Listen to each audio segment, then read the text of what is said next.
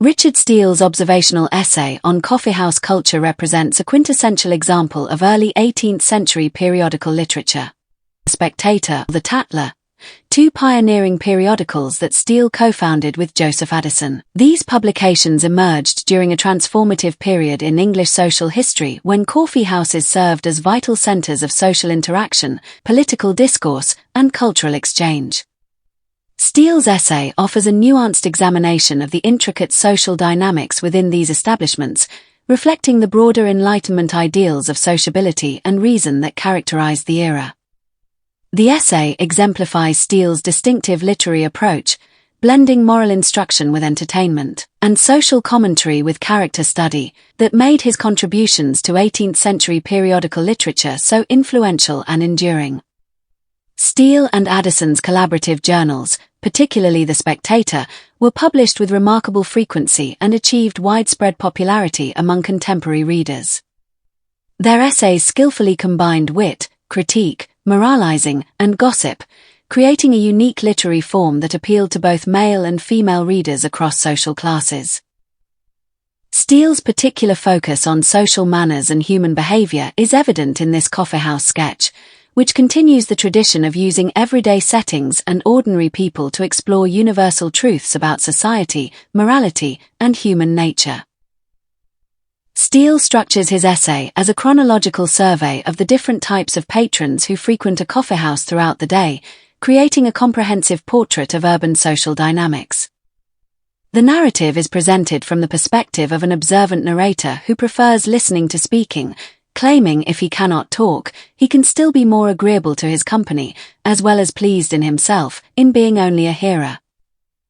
This narrative persona aligns with the character of Mr. Spectator that Steele and Addison developed for their periodical, a silent observer of human nature and foibles who provides insights into the lives of Londoners. The essay follows a temporal framework, beginning with the early morning patrons and progressing through the various social reigns that succeed each other until dinner time, with a promise to address the monarchs of the afternoon on another occasion. This organizational structure allows Steele to present a diverse cross-section of London society through carefully drawn character sketches that represent different social types, professions, and personality traits. Key characters and their social roles. Beaver the haberdasher. Steele introduces Beaver as the dominant figure during the early morning hours, describing him as having a levee of more undissembled friends and admirers than most of the courtiers or generals of Great Britain.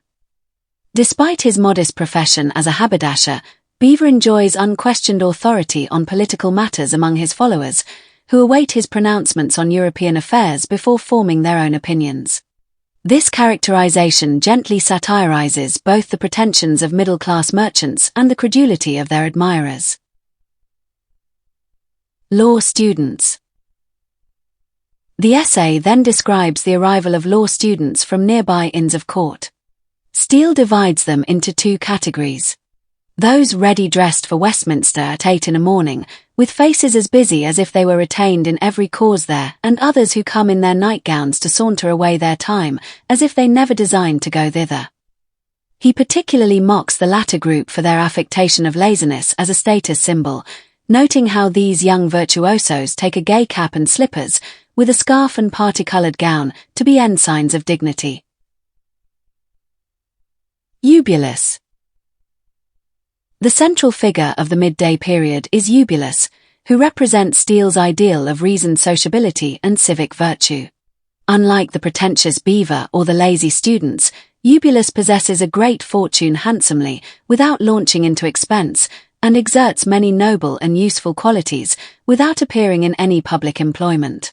He serves as an informal counsel, judge, executor, and friend to all his acquaintances without expecting profit or deference.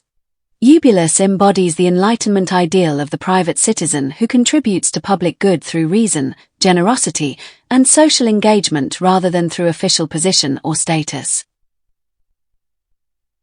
Tom the Tyrant. Though only briefly mentioned at the essay's conclusion, Tom represents the nocturnal authority figure who governs as the first minister of the coffeehouse. His arbitrary manner of giving orders to the servants comically inverts the political metaphor that runs throughout the essay, suggesting that even the most trivial domains have their hierarchies and systems of power.